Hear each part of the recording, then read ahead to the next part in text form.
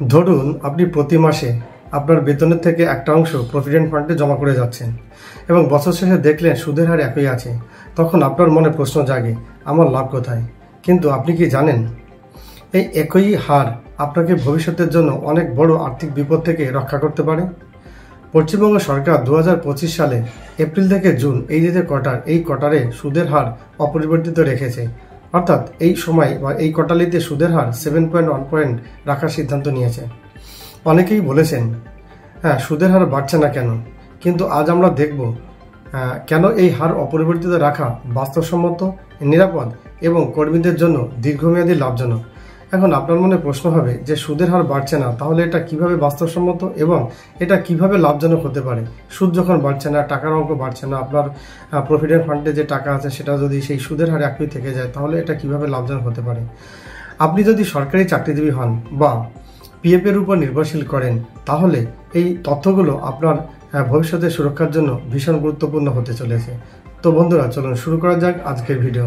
নমস্কার, আমি বিনয়, আমার ছোট্ট ইউটিউব চ্যানেল ইনফো সেন্টারে সবাইকে স্বাগত।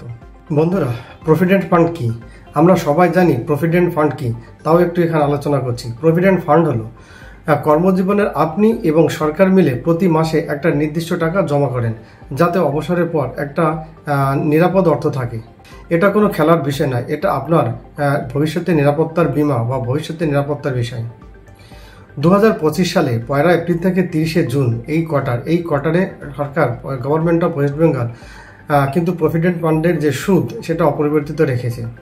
অর্থাৎ গভর্নমেন্ট অফ ওয়েস্ট বেঙ্গলের ফিনান্স ডিপার্টমেন্ট থেকে একটি রেজুলেশন প্রকাশিত হয়েছে, resolution number 023-F(J) dated Kolkata the 11th April 2025, যেখানে সরকার জিপিএফ এর সুদের হার 7.1% নির্ধারণ করেছে, যা 2025 সালের প্রথম কোয়ার্টারেও অপরিবর্তিত থাকলো।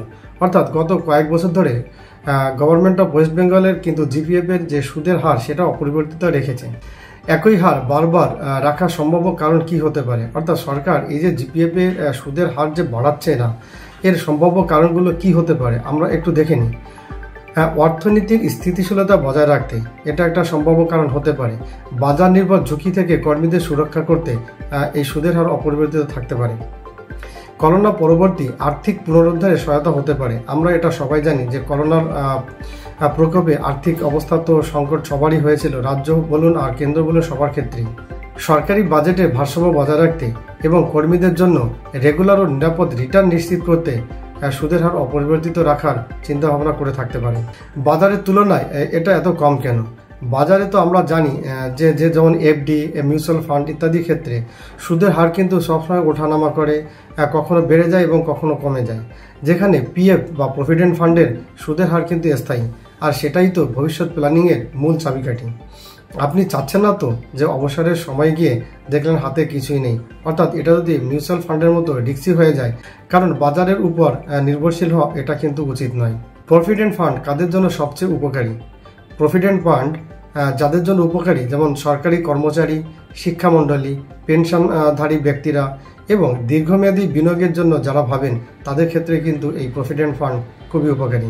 প্রভিডেন্ট ফান্ডের স্থির ইন্টারেস্ট হলেও এটা ভবিষ্যতের জন্য খুবই নিরাপদ, কারণ যদি সুদের হার যদি হঠাৎ বেড়ে যায়, তাহলে কি সরকারকে বিশাল অঙ্কের টাকা সুদ দিতে হবে? ফলে অন্য খাতে হয়তো সরকারকে কাটছাট করতে হতে পারে। এইভাবে প্রভিডেন্ট ফান্ডের রেট ঠিক রাখা মানে সরকারের দীর্ঘমেয়াদী আর্থিক সুস্থতা বজায় রাখা, যাতে আপনার টাকাও নিরাপদ থাকে। আমার মনে হয় প্রভিডেন্ট ফান্ডের আসল লাভ হচ্ছে সঞ্চয় প্লাস স্থিরতা। অর্থাৎ আপনি প্রভিডেন্ট ফান্ডে বছরে মাসে মাসে যে টাকাটা জমা রাখছেন সেটা সঞ্চয় হচ্ছে এবং সাথে একটা স্থিরতা, মিনস আপনার একটা নিরাপত্তা থাকছে, গ্যারান্টেড থাকছে।